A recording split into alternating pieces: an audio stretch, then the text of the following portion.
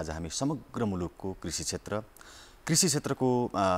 क्षेत्रमा देखेका विद्यमान समस्या, समाधानका केही उपाय, समग्र किसानले भोगेको समस्या र सुधारका सरकारी तवरबाट भएका सुधारका अभ्यास र त्यसको अपर्याप्तता लगायत समग्र कृषि क्षेत्रको समस्या र समाधानका विषयमा केन्द्रित रहेर कुराकानी गर्छौं भनेको थिएँ। आज यही विषयमा कुराकानी गर्नको लागि किसान अभियन्ता उद्धव अधिकारी हुनुहुन्छ। सँगसँगै उहाँ खाद्यका लागि कृषि अभियानका संयोजक पनि हुनुहुन्छ भनेदेखि राष्ट्रिय कृषक समूह महासंघ नेपालका संस्थापक अध्यक्ष पनि हुनुहुन्छ। स्वागत छ तपाईलाई कार्यक्रममा। धन्यवाद। आराम हुनुहुन्छ? ठिकै छु। सुरुमा चाहिँ अब समग्र नेपालको कृषि क्षेत्रको कुरा गर्दाखेरि अलिकति तातो विषय यो दुग्ध विकास संस्थानको विषय हैन। यो दुग्ध विकास संस्थानले चाहिँ किसानलाई मर्कामा पारे भन्ने प्रसंग आइरहेको छ। करिब 3 महिना जति अवधिदेखि किसानले डीडीसीबाट पाउनुपर्ने भुक्तानी रकम पाइरहेका छैनन् भन्ने प्रसंग छ। यो के कारणले भुक्तानी पाएनन् भन्ने लाग्छ तपाईलाई? त्यो कतिको हेर्नु भएको छ यो इस्यु? हैन, स्वाभाविक रूपमा यो दूधको इस्यु चाहिँ डीडीसी को मात्रै भएन, अहिले निजी डेरीहरूले पनि भुक्तानी गरिरहेका छन् विगत 3 महिनादेखि। डीडीसीले चाहिँ लगभग 1 अरब चान्चुन भुक्तानी गर्न बाँकी छ भने निजी डेरीहरूको त झन्डै 6 अरब चान्चुन चाहिँ भुक्तानी गर्न बाँकी छ। यो 15 दिनमा दूधको भुक्तानी गर्ने, विशेष गरेर किसानहरूलाई भुक्तानी गर्ने पुरानो प्र्याक्टिसहरू पछिल्लो समयमा चाहिँ किसानकै पैसामा जो खालको मस्ती गर्ने खालको एउटा ट्रेन्डको विकास हुँदै गयो। त्यसपछि महिनौं महिना चाहिँ किसानका दूधहरूको पैसा नदिने जो खालको एउटा सिस्टमको विकास भयो डीडीसी लगायत प्राइभेट निजी डेरीहरूले। र अहिले पछाडि आएर दूध 2-3 महिनाको दूध सङ्कलन गरिसकेपछि भुक्तानी गर्ने बेलामा चाहिँ अहिले मन्दी लगायतका विविध बहानाहरू बनाएर किसानहरूलाई भुक्तानी गरिरहेको अवस्था छैन। यो चाहिँ निकै दुर्भाग्यपूर्ण अवस्था हो। किसान वास्तवमै अहिले पनि झन्डै 30 लाख जति किसानहरू, 41 लाख किसान परिवारहरू मध्ये 30 लाख परिवारले चाहिँ पशुपालन गरिरहेका छन् र तिनीहरूले दूधहरू चाहिँ उत्पादन गरिरहेका छन्। ती साना किसानहरूलाई अस्ति भर्खरै लम्पी स्किन जस्तो खतरनाक चाहिँ रोगले किसानहरूलाई थला पारिरहेको सन्दर्भमा पशुवस्तुहरू एउटा किसानको धन चाहिँ क्षति भइरहेको अवस्थामा पनि उहाँहरूले पुनः अर्को जोगाड गरेर हैन त्यहाँबाट फेरि चाहिँ दूधलाई कन्टिन्युटी जसरी दिइराख्नु भएको छ दूध उत्पादनलाई, ती किसानहरूलाई फेरि अर्को चाहिँ एउटा यो झट्का फेरि अहिलेका यो के भन्छ डीडीसी लगायतका निजी डेरीहरूले दिइराखेका छन्। यसले गर्दा साना किसानहरूलाई चाहिँ किसानी नगर भनेर भन्नका लागि राज्यका नीतिहरू र यो चाहिँ बीचका विभिन्न चाहिँ संरचनागत बजारहरूले पनि किसानहरूलाई चाहिँ झन्झन उनीहरूलाई निरुत्साहन गरिरहेको अवस्था छ। अब फेरि डीडीसीले चाहिँ अब किसानलाई भुक्तानी नदिएको अवस्था छ। फेरि आफ्ना कर्मचारीलाई चाहिँ मासिक रूपमा जसरी बाँड्ने गरेको थियो दूध घिउ लगायतका चाहिँ ठूलो परिमाणमा हैन, त्यो चाहिँ बाँडिरहेकै अवस्था छ। तर फेरि कृषि मन्त्रालयले त्यो बाँड्न रोक हैन, आफ्नो कर्मचारीलाई पोस्न रोक, पहिला किसानको भुक्तानी देऊ भन्दा पनि अटेर गरेको अवस्था छ।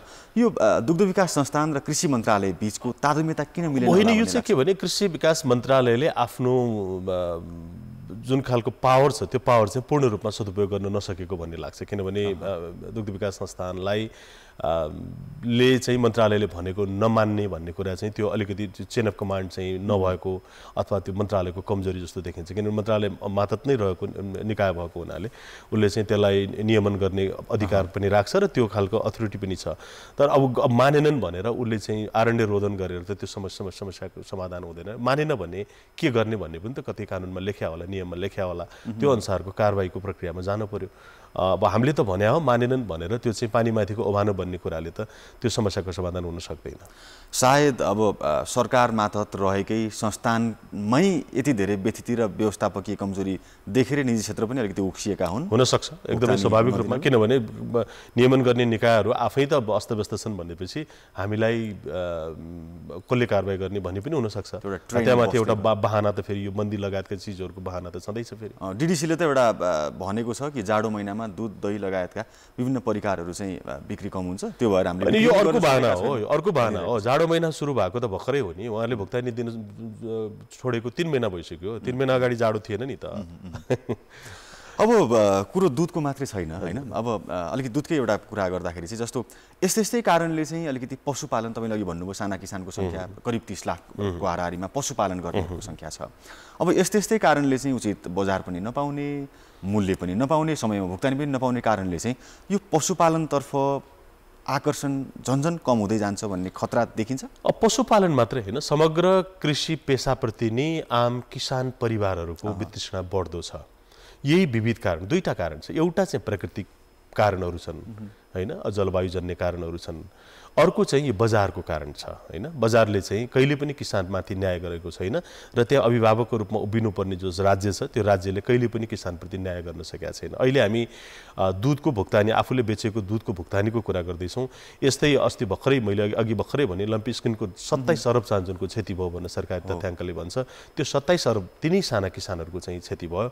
तिनलाई 1 रुपैयाँ पनि त्यहाँबाट सहयोग गर्ने सरकारले चासो देखाएन। केही अर्ब खर्च गरेको भए 27 अर्ब जोगिन सक्छ स्वाभाविक रूपमा। एउटा कुरा। अर्को कुरा, त्यो किसान जहिले पनि किसान मात्रै मर्ने कुरा जो छ र किसानलाई मात्रै मोस्ने कुरा जो छ र सेलेक्टेडहरू पनि जागिर खाइराख्ने र इलेक्टेडहरू पनि झन्डा हल्लाइराख्ने जो खालको प्रवृत्ति छ, किसानहरूलाई चाहिँ कहिले पनि उनीहरूलाई सकारात्मक आँखाले नहेर्ने, यिनीहरूलाई बचाउनुपर्छ भन्ने अभिभावकीय दायित्व लिन नचाहने जो खालको प्रवृत्ति छ, यसले दुग्ध किसान मात्रै होइन, पशुपालनको क्षेत्र मात्रै होइन, समग्र कृषि क्षेत्रमै अब नयाँ पुस्ता कृषि क्षेत्रमा आउन चाहिँ चाहिरहेको छैन। जबरजस्त रूपमा, संस्कृतिको रूपमा, धर्मको रूपमा होइन, मैले चाहिँ यो गर्नुपर्छ, मेरो कर्तव्य, मेरो पुर्खाले गरिआएको पेसा हो भनेर गरेकै कारणले गर्दा पनि अहिले लगभग चाहिँ नि 60-62% किसान जनसङ्ख्या चाहिँ कृषि पेसामै छ। तर त्यो एकदम बाहिरिने क्रममा छ र त्यो बाहिरिँदाखेरि सरकारलाई खासै ठुलो चिन्ताको विषय छैन। सरकार त आफै लक्ष्य तोकेरै म चाहिँ नेपालमा किसानको सङ्ख्या घटाउँछु भनेर लागिराखेको छ। उसले घटाएर अर्को वैकल्पिक पेसा, व्यवसाय, रोजगार, उद्योगमा लाने होइन, उसले चाहिँ तिनलाई विदेश निर्यात गरेर। सँगसँगै सरकारले किसानको सङ्ख्या घटाउँछु भन्दै पनि नेपाल कृषि प्रधान मुलुक हो। यसकारण कृषिमा क्रान्ति हुने खालको, कृषिमा असाध्यै ठुलो परिवर्तन ल्याउने खालका नीतिहरू ल्याउँछौँ, त्यसको कार्यान्वयन गर्छौँ, एकदमै नेपालमा कृषि र व्यावसायिक कृषिको एउटा वातावरण स्थापित गर्छौँ पनि भनिरहेको छ। त्यो अनुसार काम गरिरहेको छ सरकार? होइन, सरकारले त नेपालको कृषिलाई व्यावसायिक बनाउँछु भनेर जब सुरुवात गर्यो त्यसपछि नेपालको कृषि ओह्रालो लाग्यो हो हैन। त्यहाँबाट हेर्नुहुन्छ भने अहिले हामी यो 15औं योजनाको अन्त्यतिर छौँ र 16औं योजनाको सुरुवात गर्दैछौँ र यो पहिलो योजनादेखि नै तपाईँले हेर्दै आउनुहुन्छ भने नेपालको कृषिलाई उन्नत बनाउने, व्यावसायिक बनाउने, यसलाई चाहिँ यान्त्रिकरण मार्फत उन्नत बनाउने हैन, यसलाई औद्योगिकरण गर्ने र समृद्धि ल्याउने भन्ने खालको सपना चाहिँ लगभग 2013 सालदेखि नै हो। तर अहिलेसम्म पनि चालु आर्थिक वर्षको नीति कार्यक्रमलाई पनि हेर्नुहुन्छ भने यो नेपालको कृषिलाई व्यावसायिक बनाउने, उन्नत बनाउने नै कुराहरू छन्। तर व्यावहारिक रूपमा के देखिँदैछ भन्दाखेरि तपाईँ माटो लगभग हामीसँग लगभग 60-65% माटो मृत भइसकेको अवस्थाहरू छ। हामीसँग किसानहरू दिनानुदिन यसरी एकपछि अर्को हन्डर ठक्कर खाँदै कृषि क्षेत्रबाट किसानहरू पलायन हुँदैछन्। मित्रजीवहरू जो चाहिँ माटोका लागि होइन, पर्यावरणका लागि, बालीका लागि चाहिने मित्रजीवहरूको चाहिँ अब लगभग हामी 35 लाख किलो जति बिख मात्रै हामी आयात गर्दा रहेछौँ। त्यो बिख हामीले त्यही जमिनमा लगेर जबरजस्त रूपमा चाहिँ थोपारिराखेका छौँ। त्यसै कारणले गर्दा यो एक खालको पर्यावरणीय सन्तुलनमा धेरै ठुलो क्षति पुगिरहेको अवस्थाहरू छ। कृषि जैविक विविधताको कुरा गर्नुहुन्छ भने 50% भन्दा बढी जैविक विविधताहरू हामीले यही अवधिमा, सरकारले व्यावसायिक कृषि गर्छु भनेकै अवधिमा चाहिँ यो नष्ट भइसकेको अवस्थाहरू छ। यस्ता धेरै सूचकहरू छन् जो कृषिका लागि एक खालको आधार स्तम्भहरू हुन्। ती सबै चाहिँ नि स्तम्भहरूलाई चाहिँ भताभुङ्ग पारिसकेको छ नेपालको व्यावसायिक कृषि गर्ने नाममा। अब अहिले रोगको कुरा गर्नुहुन्छ भने लगभग वार्षिक चाहिँ हामी 5.5% जति जनताहरू बिरामी हुँदा रहेछौँ। त्यसको 71% जति मान्छेहरूसँग चाहिँ नसर्ने रोगहरू हामी सबै चाहिँ नि नेपालीहरूले बोकेर हिँडिरहेका छौँ। त्यसको मेन कारण त्यही बिख हो होइन। त्यसैले यस्ता धेरै सूचकहरू छन् जसले चाहिँ वीर गोर्खालीको एउटा वीरगाथा चाहिँ अब हामीले इतिहासमा मात्रै पढ्न पाउने र फेरि त्यो खालको जिनमा अहिले जसरी हामीले जबरजस्त रूपमा रासायनिक विषादीहरू घुलिराखेका छौँ, त्यसले यो समग्र कृषिमा गर्ने व्यावसायीकरणका नाममा, अनियन्त्रित व्यावसायीकरणका नाममा जे खालको अभ्यासहरू गर्यो त्यसले चाहिँ हामीलाई यहाँ ल्याइपुर्याएको छ। र यसलाई चाहिँ अब भोलिका दिनहरूमा अझै पनि सच्चिने सङ्केतहरू देखिँदैन होइन। अब तपाईँले व्यावसायिक कृषिको कुरा गर्नुभयो, व्यावसायिक कृषिका त्रुटिका कुरा, त्यहाँभित्र देखिएका कमजोरी, व्यवस्थापकीय त्रुटिका कुराहरू गर्नुभयो। तर व्यावसायिक कृषि नगरी फेरि कृषिमा औद्योगिकरण अथवा कृषिबाटै क्रान्ति कसरी हुनसक्छ होइन? अब परम्परागत रूपमा निर्वाहमुखी खेती मात्रै गरेर त न किसानको उन्नति हुन्छ, न समग्र देशको आर्थिक समृद्धिको बलियो हिस्सा बन्न सक्छ। कृषिलाई व्यावसायिकरण त गर्नै पर्छ, आधुनिकीकरण गर्नै पर्छ, औद्योगिकरण गर्नै पर्छ। तर यसलाई कसरी व्यवस्थित भन्ने कुरा चाहिँ बढी महत्त्वपूर्ण होला नि होइन? होइन, दुईटै कुरा हो। यहाँले कृषिको व्यावसायीकरण केलाई भन्ने त्यसको व्याख्या हुनु जरुरी छ होइन। एउटा गाई पालिरहेको मान्छेलाई 2टा गाई थपेर व्यावसायिक बनाउने हो कि त्यो गाई पालिरहेको, एउटा गाई पालिरहेको मान्छेलाई त्यसको त्यहाँबाट विस्थापित गरेर त्यसलाई चाहिँ उपभोक्तामा रूपान्तरण गर्नु व्यावसायीकरण हो भन्ने कुरा हो। नेपालको सन्दर्भमा जहाँ 68% पहाडी भूभागहरू छन्, जहाँ विगत 5000 वर्षदेखिको एक खालको चाहिँ सांस्कृतिक कृषि अवलम्बन गरिएको भूगोल छ। यहाँ चाहिँ व्यावसायीकरणको नाममा एउटा मैदानी भूभागमा गरिएका अभ्यासहरूलाई जबरजस्ती रूपमा हामीले नेपालमा थोपर्न खोज्दाखेरि यो खालको नेगेटिभ परिणामहरू चाहिँ अहिले बिहोरिरहेको सन्दर्भहरू हो होइन। कृषिलाई औद्योगिकरण गर्नुपर्छ भन्ने, तर कृषिमा आधारित उद्योगहरूलाई बन्द गर्दै जाने कुराले पनि हामी कहाँ पुग्न सक्छौँ होइन। कृषिमा आधारित उद्योगहरू त कम्तीमा कच्चा पदार्थहरू उत्पादन गर्ने कुराहरू हुनसक्छ, त्यसलाई उद्योगसँग जोड्ने कुराहरूमा कसैले नै भन्दैन। तर ती औद्योगिक कच्चा पदार्थहरूको अवस्था आज के छ? तपाईँ उखुकै कुरा गर्नुहोस्। उखु आफैमा कृषिमा चिनीमा आधारित उद्योग होइन र कृषिको उद्योग होइन र आज उखु किसानहरू चाहिँ तपाईँको माइतीघर मण्डलामा चाहिँ आफूले उत्पादन गरेको उखु म 750 रुपियाँ प्रति क्विन्टल मेरो लगानी छ भन्छ किसान, होइन तिमीलाई चाहिँ 550 भन्दा बढी दिन सक्दिनँ भनेर समर्थन मूल्य सरकार त्यो पनि समयमा दिँदैन। भनेपछि कृषिको के भन्छ औद्योगिकरणको गफ मात्रै गरेर हुँदैन, नगर कसैले भनेको छैन, गरिरहेको त छैन नि। फेरि कुरा गर्ने तर काम नगर्ने कुराले त हामी कहीँ पनि पुग्न सकिन्छ। अब तपाईँ एउटा किसानकै अभियन्ता हुनुहुन्छ, समग्र कृषि क्षेत्रलाई बोकेर हिँड्नु भएको छ होइन, थुप्रै सङ्घ संस्थाको संस्थापक पनि हुनुहुन्छ। देशभरिको कृषि सायद बुझ्नु भएको छ। अहिले 753वटा सरकारहरू छन्, गाउँ गाउँमा सरकार छ होइन। कतिपय स्थानीय तहले, म पनि कतिपय ठाउँमा पुगेको छु, कतिपय स्थानीय तहले चाहिँ कृषिमा साँच्चै राम्रो प्रगति हासिल गर्ने त्यो आधार तय गरेका छन् होइन। बगर खेतीका कुराहरू अवलम्बन भएका छन्, राम्रैसँग उत्पादन लिन थालिसकेका छन् कृषकहरूले। चाक्लाबन्दी पनि उपयोगी हिसाबले अघि बढिरहेको अवस्था छ कतिपय ठाउँमा होला, त्यहाँभित्र पनि केही कमजोरीहरू छन्, अझै व्यवस्थित बनाउनु पर्छ होला। तपाईँले समग्र मुलुकभरि हेर्दाखेरि चाहिँ हामीले निराशावादी कुराले बढी गऱ्यौँ जस्तो लागेर अलिकति आशा जगाउने खालको कुरा, स्थानीय सरकार आए पछाडि, स्थानीय सरकारकै कुरा गर्दाखेरि चाहिँ स्थानीय सरकार आए पछाडि कृषि क्षेत्रमा केही न केही सुधारका प्रयत्न भएको पाउनुहुन्छ तपाईँ कि? स्वाभाविक रूपमा अब यस्तो छ सर, हामीले कुरा चाहिँ अलिक फेदबाटै चाहिँ नि गर्दाखेरि चाहिँ सरले भने जस्तो नकारात्मक सकारात्मक कुराहरू गर्ने ठाउँै फेला पर्दैन के होइन। स्थानीय सरकारहरू आइसकेपछि एकाध स्थानीय सरकारहरूले राम्रो अभ्यासहरू सुरु गर्नुभएको छ, म सहमत छु त्यो बारेमा। तर आज पनि तपाईँको यो देशमा को किसान भनेर चिनिने अवस्था छैन। किसानको पहिचानको समस्या छ, परिचयको समस्या छ। त्यही भएर हामीले सङ्गठन मार्फत जुन जस्तो म यो जुन महासङ्घमा आबद्ध छु त्यसको स्थापना कालदेखि नै हामीले के भन्यो भने किसानको पहिचानको समस्या। अब आज त स्वाभिमानको पनि प्रश्न छ। खेतीपाती गर्ने मान्छेले छोरी पाउने सम्भावना छैन आज बिहा गर्नका लागि होइन। यो देशमा किसानमय देश छ, कृषि प्रधान देश छ, त्यसको किसान को हो भन्ने खालको कुरा आजसम्म राज्यले चिन्दैन। एउटा चाहिँ तपाईँको किसान सूचीकरणको नाटक गरिरहेछ मन्त्रालयले, 5 लाख किसान चाहिँ आबद्ध भए भन्छ। कति किसान चाहिँ नि उसले उसको वेबसाइटमा चाहिँ नि पहुँच राख्छन् र त्यहाँ उसले फर्म भर्न सक्छ र अथवा त्यहाँ फर्म भरेकै मान्छेहरू पनि कति आधिकारिक किसान हुन् कि होइन होइन। त्यसैले यो सकारात्मक कुरा गर्ने आधारहरू नै छैनन्। स्थानीय सरकारले पनि त्यो खालको अभ्यासहरू अब सुरु गर्नुपर्छ होइन। किसानको पहिचानको कुराहरू गर्दै आफ्नो पालिकाभित्र कति किसानहरू हुनुहुन्छ र त्यो किसानहरू वास्तविक मध्ये त्यो मध्ये कुन तहको किसान हो, किसानको वर्गीकरण मेजर प्रश्न हो अर्को होइन। किसान सबैलाई एउटै डालोमा हाल्नु हुँदैन। नेपालको समग्रमा सन्दर्भमा हेर्ने हो भने यहाँ भूमिहीनदेखि लिएर ठुला ठुला देशका चाहिँ राज्यले धेरै कर तिर्ने चाहिँ ठुला उद्योगीहरू समेत म किसान हो भनिरहेको सन्दर्भहरूमा त्यो एउटै खालको नियमले ती चाहिँ नि नेपालको कृषि उँभो लाग्दैन। त्यसैले किसानको पहिचान गर्ने प्रश्न र किसानको वर्गीकरण गर्ने प्रश्न र त्यसका आधारमा राज्यले सेवा सुविधा उपलब्ध गराउने कुरा नै हाम्रो आजसम्म अलमलको विषय छ। अब सबैभन्दा नजिक स्थानीय सरकार छन् होइन। अब कम्तीमा स्थानीय स्तरमा भएका उत्पादनको व्यवस्थित बजारीकरण, बजार सुनिश्चिततासम्म गर्न सकियो भनेदेखि किसान मर्कामा पर्दैन। स्थानीय तहले किसानले उत्पादन गरेको कृषि उपज या पशुजन्य उत्पादन होइन, दुग्धजन्य उत्पादन, सबै उत्पादनहरूको उचित बजारीकरणमा ध्यान दिन किन सकिरहेको छैन जस्तो लाग्छ? एकदमै यो चाहिँ अब प्राय संविधानले दिएको अधिकार अनुसार चाहिँ यो विशेष गरेर कृषिको उत्पादन का अधिकांश अधिकारहरू चाहिँ संविधानतः स्थानीय सरकारमै छ।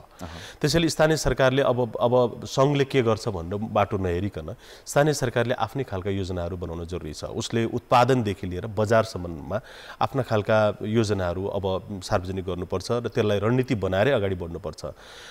बजारका हिसाबले हामीसँग हिजोका जो अभ्यासहरू छन्, विशेष गरेर आजको कोशी प्रदेशको कुरा गर्नुहोस् या मध्य प्रदेशको कुरा गर्नुहोस्, वहाँ त्यहाँ हिजो चाहिँ देखि हाम्रा जुन खालका हाट बजारहरूको जुन खालको अभ्यासहरू थियो, हामीले स्थानीय बजारहरूलाई नै जोड दिन जरुरी छ जहाँ चाहिँ कृषि उपभोक्ताहरू पनि त्यहीँ छन्, उत्पादन पनि त्यहीँ छ।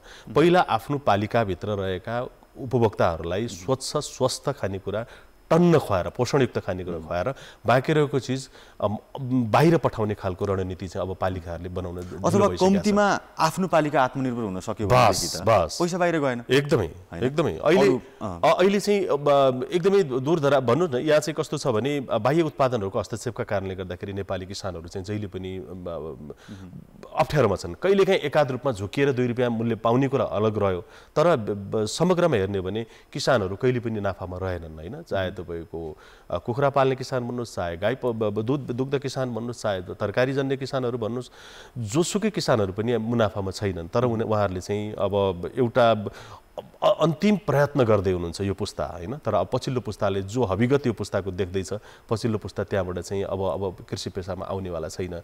त्यसैले स्थानीय सरकारले चाहिँ अब यो 753 स्थानीय सरकारहरू आफैमा आत्मनिर्भर भयो भने स्वाभाविक रूपमा देश आफैमा स्वतः आत्मनिर्भर हुन्छ र संविधानले को परिकल्पना पनि त्यही देखिन्छ। त्यसैले स्थानीय सरकारहरूले नै उत्पादनदेखि चाहिँ बजारीकरणसम्मको र त्यसलाई मूल्य श्रृङ्खलाहरूमा जोड्ने कुराहरू, त्यसलाई चाहिँ आफ्नो पालिकालाई अलिकति अर्ग्यानिक बनाउने कुराहरू, त्यहाँ उत्पादित वस्तुहरूको चाहिँ सहज रूपमा बढी व्यावसायिक उत्पादनहरूलाई देशभित्र या बाहिर निर्यात गर्ने योजनाहरूसम्म राखेर आफ्ना किसानहरूलाई चाहिँ कसरी रोजगार बनाउन सकिन्छ भन्ने बारेमा योजनाहरू बनाउन चाहिँ अब एकदम राम्रो अवसर छ। अवसर पनि छ। कस्तो विडम्बना क्या, जस्तो भारतबाट दिनानुदिन होइन करोडौँ मूल्यका अरबौँ मूल्यका तरकारी लगायतका कृषिजन्य चाहिँ उपजहरू खाद्यान्नहरू भित्रिन्छन्, तर भित्रिँदै गर्दा बाटो भएपछि चाहिँ उत्पादन हुने ठाउँ नागेर आउँछ क्या भारतबाट आउने खाद्यान्नले चाहिँ। तर भारतबाट आएको चाहिँ सामग्रीहरू हाबी हुँदाखेरि यहाँ भएको उत्पादन चाहिँ किसानले बजार नपाउने, बल्ल बजार पाए पनि मूल्य नपाउने, यो जस्तो यो आयातमा हामी किन निर्भर भइरहेछौँ जबकि देशभित्री उत्पादन भइराख्दा पनि अब होइन। यो कुरा चाहिँ कसरी अब यसको समाधान के हो भने हामीले योभन्दा अघिल्लोमा जो छलफल गऱ्यौँ कि अब स्थानीय सरकार नै यसमा कमिटेड हुनुपर्छ।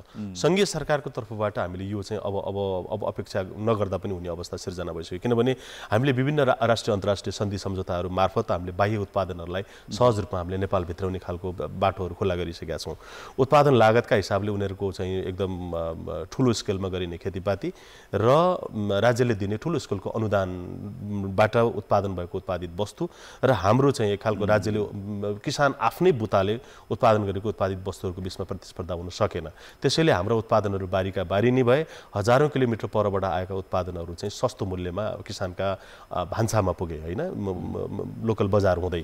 भनेपछि त्यसलाई चाहिँ अब यो सङ्घीय सरकारको तहबाट चाहिँ हामीले गरेका विभिन्न सन्धि सम्झौताहरूका कारणले गर्दा हामीले त्यसलाई चाहिँ निरुत्सान गर्न पनि सक्दैनौँ। अब स्थानीय सरकारले हो, त्यसैले स्थानीय सरकारले चाहिँ अब म बाह्य उत्पादन केमा सम्भावना छ, जे सम्भावना छ, कम्तीमा खुर्सानीबाट सुरु गर्नुहोस् होइन, एउटा चाहिँ धनियाँबाट सुरु गर्नुहोस्। मेरो पालिकाभित्र म धनियाँ भित्राउन्न, तर त्यसका लागि मैले उत्पादनका योजनाहरू यो छन् भनेर एउटा पालिकाले सुरुवात गर्ने भने त्यो भोलिका दिनमा चाहिँ धान गहुँ मकैसम्म आउन सक्छ र त्यसले चाहिँ समग्रमा भोलि चाहिँ म बाह्य उत्पादनहरू आयात नगर्ने पालिकाको रूपमा उहाँहरूले स्वतः रूपमा घोषणा गर्न सक्ने हैसियत राख्नुहुन्छ र आयात होइन हामी त निर्यात गर्छौँ भन्ने चाहिँ अर्को 5-10 वर्षपछि उहाँहरूले त्यसो गर्न सक्नुभयो भने अटोमेटिक देश बन्छ। अब यो सङ्घीय तहबाट हेर्दाखेरि चाहिँ हामी जहिले पनि किसानले फल्यो कि फाल्नुपर्ने र बाह्य उत्पादन चाहिँ सहज रूपमा नेपाली भान्सामा पुगिराख्ने जो अवस्था छ। अहिले व्यापार घाटाकै कुरा गर्नुहुन्छ भने हामी लगभग 17 खरब जतिको बजेट बनाउने मुलुकमा अहिले भर्खरै सार्वजनिक भएको छ, अस्तिसम्मको पुष मसान्तसम्ममा हामी झन्डै 7 खरब जति त व्यापार घाटा चाहिँ बेहोरिसकेको अवस्थाहरू छ। त्यसमा कृषिजन्य उपजहरूको कुरा जोड्ने हो भने कृषिजन्य उपजले त पोजिटिभ कन्ट्रिब्युसन गर्नु पर्थ्यो नि। कृषिजन्य वस्तु यति चाहिँ निर्यात भयो भनेर हामीले चाहिँ पोजिटिभ कन्ट्रिब्युसन गर्नुपर्ने ठाउँमा हामीले उल्टो चाहिँ कृषिजन्य उपज पनि झन्डै 2.5 खरब चान्चुनको चाहिँ कृषिजन्य उपज हामीले आयात गरेको जो विडम्बनापूर्ण अवस्था छ, यसबाट त्राण पाउनका लागि पालिका लेभलबाटै अब सुरुवात गर्नुपर्छ। पक्कै अब संविधानले परिकल्पना गरेको पनि यही हो कि स्थानीय सरकार भनेको जनताको घर दैलोको सरकार हुन् र आम जनताको छिटो जीवनस्तर परिवर्तनको लागि भूमिका खेल्न सक्ने सरकार हुन् भन्दै अहिलेको क्रममा फेरि लिँदैछौँ कमर्सियल ब्रेकपछि अरू थुप्रै विषयमा कुराकानी गर्न बाँकी नै छ। ब्रेकपछि फेरि पनि स्वागत छ। आज हामी समग्र देशको कृषि क्षेत्र र कृषि क्षेत्रमा देखिएका समस्या र समाधानका उपायबारे कुराकानी गर्दैछौँ। अब अलिकति यो कृषि संस्कारको अलिकति कुरा गरौँ न। जस्तो कृषि कर्म गर्नेहरूको एउटा त पहिचानै छैन भन्नुभयो अघि, होइन? कृषि कर्म गर्नेहरूले म कृषि कर्म गर्छु भन्न हिचकिचाउनु पर्ने अवस्था छ अहिलेसम्म पनि। र कृषिमा नयाँ पुस्ता आउने त्यो वातावरण पनि बनिरहेको छैन, बरु कृषिबाट पलायन हुनेको सङ्ख्या बढिरहेको अवस्था छ। यो समस्याको समाधान, शीघ्र समाधान के होला? अब यो चाहिँ कस्तो भने, पहिलो कुरो त नीति सचिनु पर्यो, दोस्रो कुरो नीति निर्माताहरूको नियत सचिनु पर्यो। यसमै समाधान देख्छु मैले, होइन? नीति स्वाभाविक रूपमा नेपालको मौलिक कृषिलाई प्रवर्धन गर्ने खालका हुनु पर्यो, तिनै तहका सरकारहरूको। र नियत त्यो साना किसानलाई प्रवर्धन गर्ने खालको हुनु पर्यो, नेपाली किसानलाई प्रवर्धन गर्ने खालको हुनु पर्यो। र उनीहरूको अभिभावकीय जिम्मेवारी निर्वाह गर्ने खालका सरकारहरू देशमा हुनु पर्यो। त्यसो भयो भने नेपालका धेरै कुरा समस्याहरू समाधान भएर जान्छ। हजुर, अब नीतिमा तपाईँले देखेको समस्या जस्तो अलिकति पोइन्ट आउट गरेर भन्दाखेरि होइन, नीतिमा देखिएको समस्या भनेको चाहिँ तपाईँ अहिले मैले सुरुमा पनि भने संविधानदेखि कृषिलाई गाइड गर्ने तपाईँको दीर्घकालीन कृषि रणनीतिको विषयलाई जोड्नुहुन्छ र अहिलेको वार्षिक नीति कार्यक्रमसम्म आउनुहुन्छ भने पनि यी सबैले लिएको गन्तव्य र नेपाली किसानहरूले गरिरहेको अभ्यास बिल्कुल फरक छ। नेपाली किसानहरूले गरिरहेको अभ्यासमा टेकेर बनाएको नीति भए कार्यान्वयन हुन्थ्यो। त्यसैले यो चाहिँ हामीलाई जस्तो दाताको ज्ञान र धनमा आधारित जसरी हामीले नीतिहरू बनाउने जुन खालको अभ्यासहरू गऱ्यौँ, त्यसले चाहिँ हाम्रा नीतिहरू बरालिएका छन्। अब एकदम समीक्षा गर्न जरुरी छ कि अब हामीलाई यस्ता खालका नीतिले हामीलाई एक खालको दुर्घटनामा पुर्याउँदो रहेछ भन्ने खालको कुरो हामी गएको यो 5 दशकले जे खालको हामीलाई पाठ सिकायो, त्यहाँबाट पाठ सिकेर नेपालको मौलिकतामा आधारित नीतिहरू बनाउन सुरु गर्नुपर्छ। त्यो पनि किसानसँगैको सहकार्यमा। त्यो कुनै बौद्धिक थिङ्क ट्याङ्कले बनाएको नीतिले नेपालमा काम किसान लक्षित र किसानलाई सहभागी गराएर किसानको सहभागिता किसानको माग अनुसारको नीति बन्नु पर्यो। अब अर्को असाध्यै महत्त्वपूर्ण संवेदनशील कुरा नि, जस्तो हामी आयातमा परनिर्भर छौँ। विभिन्न कारणले भारतबाट आउने या अरू मुलुकहरूबाट आउने खाद्यान्न चाहिँ नेपालमा सस्तो पर्छ, उपभोक्ताले सस्तो खोज्छ, होइन? सस्तो भेटी महँगो सामान किन्दैन उपभोक्ताले, होइन? तर त्यो सस्तोमा भेटिएको सामानको गुणस्तरको पनि बेला बखत प्रश्न उठ्छ क्या। नेपाल भित्रिने खाद्यान्नहरूको चाहिँ उचित त्यो गुणस्तर मापन हुने संयन्त्र अझै पनि चुस्त दुरुस्त छैन, होइन? त्यो कारणले थुप्रै अवस्थामा चाहिँ थुप्रै क्यान्सर लगायतका घातक रोगहरू पनि सँगसँगै भित्रिँदैछन् भन्ने कुराहरू आउँछन्, होइन? एकदमै चाहिँ विषादीयुक्त खाद्यान्न भित्रिँदा र त्यो प्रयोग गर्दाखेरि चाहिँ यसमा चाहिँ जस्तो आयात त गर्नै पर्छ, छिटै यो निर्यातमुखी बनिहाल्ने अवस्था छैन, होइन? आयातमुखी अर्थतन्त्रलाई नै अलिकति आम उपभोक्ताको स्वास्थ्यसँग अनुकूल हुने गरी गर्नको लागि चाहिँ गुणस्तरीय सामान मात्रै आयात गर्ने वातावरण बनाउन के गर्नुपर्छ? अब त्यहाँ पनि फेरि सरकारकै कुरा आउँछ। हेर्नुहोस्, अहिले हामीले जति पनि विदेशी चिजहरू, विशेष गरेर तरकारीजन्य चिजहरू भनौँ, जहाँ बढी विषादीहरूको प्रयोग हुन्छ र प्रत्यक्ष रूपमा हाम्रो भान्सामा तुरुन्तै आइपुग्ने चिजहरूलाई परीक्षण गर्न भनेर हामीले चाहिँ एक खालको बेला बेलामा हामीले सुन्छौँ। कालीमाटीमा पनि चाहिँ केही मेसिनहरू राखियो, होइन? नेपालका विभिन्न बोर्डरमा बनियो, होइन? क्वारेन्टाइनहरू त लगभग अब निस्तेज जस्तै छन्, कामै गर्दैनन्। र त्यहाँ विषादी परीक्षण गर्ने त्यो खालको मेसिनहरू पनि छैनन्। जम्मा 2 थरी विषादीहरू नाप्ने मेसिन थियो, त्यो पनि अहिले काम गर्दैन, होइन? र त्यो विषादी पनि तपाईँको ओभरअलमा एउटा ट्रक मध्ये बाहिरबाट हेरेर यसमा विष छ कि छैन भन्ने खालको विषादी मापनले त्यसले चाहिँ कस्तो खालको परिणाम दिन्छ तपाईँ हामी स्वतः अन्दाज गर्न सक्छौँ, होइन? त्यसैले यो वास्तवमा नागरिकप्रति हाम्रा सरकारहरू चाहिँ नि बढी जिम्मेवार भएकै देखिँदैन कि उनीहरू को प्रति जिम्मेवारी छन् भन्ने खालको कुरै हामीलाई चाहिँ एकदम ठम्ब्याउन मुस्किल परिरहेको छ। नागरिकको स्वास्थ्यप्रति, होइन, उनीहरूले खानेकुराप्रति जो हामीले उत्पादन गर्न सकेनौँ एउटा लज्जास्पद विषय हो। र मागेरै खाँदा, किनेरै खाँदाखेरि पनि हामीले स्वस्थकर उत्पादन चाहिँ नेपालीका भान्सामा पुर्याउनका लागि त त्यहाँनिर सरकारका संयन्त्रहरूले काम गर्नु पर्थ्यो, त्यो पनि गर्न सकिरहेको छैन। बडो यो विडम्बनापूर्ण अवस्था हो। अब नयाँ पुस्तालाई कृषिमै पनि छ है भविष्य भनेर तपाईँ एउटा अभियन्ताको हिसाबले, होइन? हुन त कहीँ कतै यो कृषिमा लाग्नेहरूको कृषिमा आकर्षण कम हुँदै जाँदा पनि केही युवाहरू भने व्यवसायिक कृषिमा, होइन, व्यवसायिक कृषि बडै सफलता हासिल गरेका उदाहरणहरू पनि देखिन्छ प्रशस्तै मात्रामा। अरू नयाँ पुस्ता पनि कृषिमा भविष्य छ र भनेर आफैलाई प्रश्न गरिरहेका युवाहरूलाई, कोही विदेशबाट फर्किएका होलान्, कोही विदेश नजाने सोचमा होलान्, नेपालमै केही गरौँ भन्ने चाहना होला, कृषिमै केही गरौँ भन्ने चाहना भएका युवाहरूलाई तपाईँको सन्देश के हो? एकदमै युवाहरू नै यसमा नलागिकन कृषिको उन्नति हुन सक्दैन र युवाहरूले चाहिँ दुईटा कुरा सँगै गर्नु पर्यो। एउटा कृषि कर्मलाई सँगसँगै लिएर जानु पर्यो, अर्को आफ्नो अधिकार आफूले खोज्नका लागि आफू सँगसँगै जानु पर्यो। अन्य अधिकारहरूका लागि हामी लड्छौँ होइन, एउटा राजनीतिक अधिकार होइन, अन्य अधिकारहरूका लागि चाहिँ हामी जहिले पनि तयार हुन्छौँ, तर किसानका अधिकारका लागि हामी जसरी छरिरहेका छौँ, देशको 60% जनता जो वाद व्यवस्था परिवर्तन गर्ने हैसियत राख्छ, कुनै दल विशेषलाई भुइँमा पुर्याउने या आसमानमा पुर्याउने हैसियत राख्छ, तिनीहरू छरिएकै कारणले गर्दा हामी यो अवस्थामा पुगेका छौँ। त्यसैले अब युवाहरूले त्यसलाई सङ्गठित गर्ने र सँगसँगै आफूले गरेका जुन कृषि कर्महरू छन् र त्यहाँनिर जहाँनिर चाहिँ अवरोध हुन्छ त्यहाँनिर चाहिँ सङ्गठित रूपमा आवाज उठाउनका लागि अब किसानहरू सङ्गठित हुनु जरुरी छ। नभएदेखि एकल रूपमा गइयो भने हामीभित्र फेरि निराशा उत्पन्न हुन्छ र भोलि फेरि चाहिँ के भन्छ हाम्रो चाहिँ BICC अगाडि चाहिँ प्रेम आचार्य जसरी चाहिँ पेट्रोल खनाएर चाहिँ मर्नुपर्ने जो अवस्था आउन सक्छ, त्यहाँबाट बच्नका लागि सङ्गठित आवाजलाई लिएर जाने र एकदमै धेरै हामी महत्त्वाकांक्षी हुनुभन्दा पनि हामीले चाहिँ कृषि भनेको प्राकृतिक चिज हो, यसलाई चाहिँ कृत्रिम तरिकाबाट कृषि मार्फत चाहिँ पैसा कमाउँछु भन्ने खालको त्यो दिमागबाट झिक्दिनुपर्छ र प्राकृतिक लयमै पनि हामीले कृषिलाई जोगाउन सक्छौँ, कृषि कर्म गर्न सक्छौँ, हामीले आफ्नो जीवनलाई सर्भाइभ गर्न सक्छौँ। अब धेरै ठुलो धनी बन्ने आकाङ्क्षा सहित कृषि पेसामा आउने कुरा पनि त्यति राम्रो कुरो होइन, तत्कालका लागि। हुन्छ, तपाईँलाई धेरै धेरै धन्यवाद यो महत्त्वपूर्ण समय र संवादको लागि। हुन्छ, यो अवसरका लागि यहाँलाई पनि धेरै धन्यवाद।